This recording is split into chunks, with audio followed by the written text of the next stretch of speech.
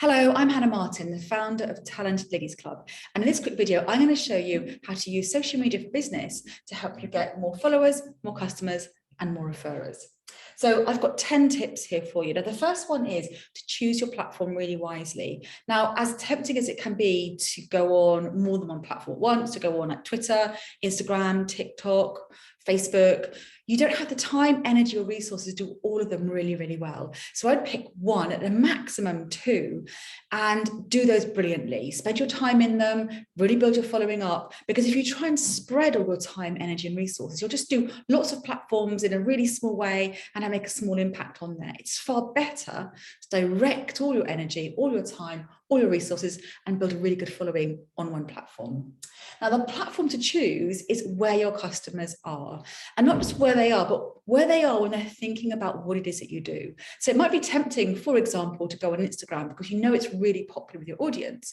But if you've got the kind of business where they're just not on Instagram for, they're on Instagram for maybe fashion or food, or to follow their favorite celebrities, whatever it is, but they're not thinking about, say, for example, solicitor fees and how to kind of move house. If they're not thinking about that on Instagram, that's not necessarily the best place for them. So think about the platform they're on, but also when they're in the mood to kind of consider the type of thing your business does. Then when you've picked your platform, do some research on best practice for that specific platform. While there's some general good advice, I'm going to share some in here for every platform, there will be very specifics on your platform about how often you can post on there, what kind of content works really well, whether you usually do video, text, or photos. Just research the best practice and the current best practice for the platform that you've chosen. Then there's two words that I recommend bearing in mind when you're on social media with everything that you do. And it's two words that helped us build a huge following on Twitter. And that was be interesting and or useful. So every single thing that you post, think, is this interesting to my target audience, or is it useful to them? And if it's not, don't post it. If it is, great, post it, because you're on there to help serve them, to help solve their problem and help demonstrate how you add value.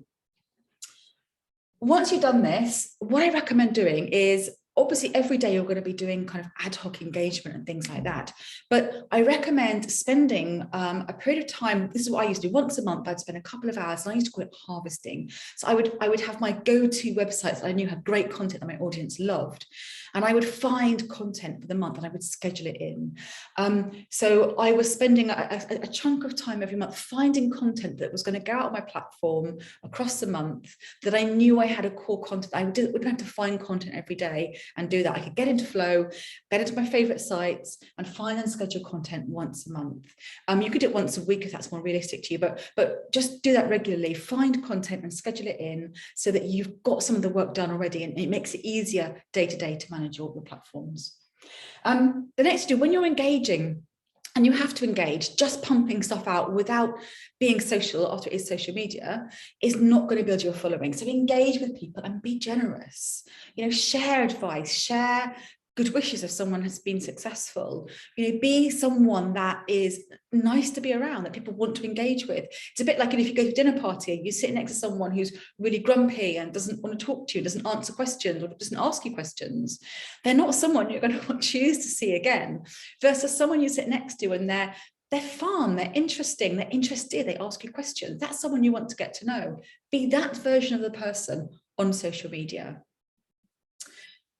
I recommend also spending I used to spend 30 minutes a day on Twitter, and I would be really targeted on what I was doing. So I would spend like 10 minutes finding new people to engage with, 10 minutes retweeting people who retweeted me, and 10 minutes, I don't know, following people back or whatever it is. But I would spend half an hour a day, at least half an hour a day, just being active and engaging on the platform and responding to things that people said to me. And it's that kind of live interaction that lets you know you're a real person, a real business. You're not just pumping stuff out and you're not going to care, that they can engage with you and they're going to get something back.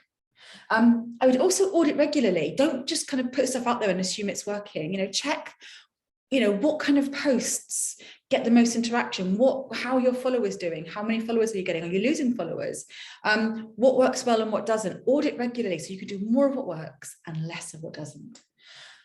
Also, number 9, follow the 80-20 rule. So the idea behind this is that 80% of what you do on social media should be adding value, should be finding stuff to share with people, should be engaging with them, should be being a genuine person that's just sharing stuff because you want to be there, you want to help others. If you do that, then 20% of your activity can be sales. And people won't mind being sold to if they've already got a relationship with you. But if all of your engagement on there and all of your posts are about sales, then people won't, you haven't built any goodwill, you haven't built a relationship, you're just someone that's spamming them. So make sure that 80% of your activity is genuine engagement, and then you can do 20% sales. And finally, with all of this, be consistent. The worst thing you can do is kind of go on social media and a kind of burst of energy and put as a post out there and engage with people for a week and then drop off the radar. And then come back in 6 months' time and they go, oh, my Twitter account hasn't really done much, so I'm just going to have a burst of energy again and not do much. You've got to be consistent. Consistency builds predictability. People can predict that you're going to post on there. They can look for your post. They can engage with you. It builds trust. You have to be consistent. So when you get all of this right, this is when you get this magic thing that you really want. So you will build followers when you're doing all this. If you're an account that's interesting and useful and engaging, people will want to follow you. They'll get things from you. They'll like engaging with you.